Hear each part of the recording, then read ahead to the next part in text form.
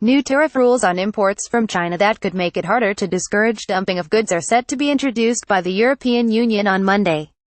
An updated system to calculate levies on imported goods being sold at below-cost prices is expected to be rubber-stamped by the EU.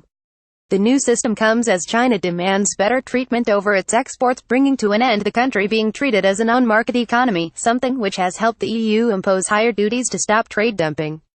One sector seen as particularly at risk from the new regime is the steel industry. Britain's steel companies were brought to their knees 2 years ago as a flood of subsidized steel from China poured into the country. Imports of subsidized Chinese steel drove the UK industry into crisis. Other Chinese products which have levies imposed on them at the moment by the EU to prevent dumping include solar panels, aluminum foil, bicycles, screws and paper. Changes mean it will be harder for European companies to argue they are competing against subsidized competitors, with the new system more flexible in determining whether domestic producers are being undercut. The new system will also affect 9 other countries including Belarus and North Korea, currently viewed by the EU as having non-market economies. There's going to be much more work for European industries to make their dumping cases, said Laurent Rousseman, a partner and trade expert in the Brussels office of law firm Field Fisher, speaking to Bloomberg.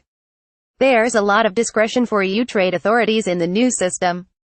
The question is how that discretion is used and what the political influence will be. Donald Trump has led America towards a more protectionist stance. The move comes as the EU looks to improve trade ties with China.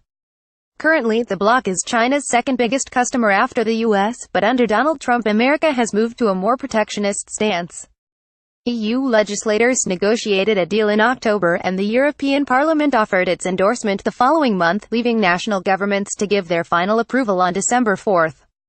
The legislation, due to be published on December 18, features elements of compromise between free trade governments in Northern Europe allied with China and more protectionist member countries in the South.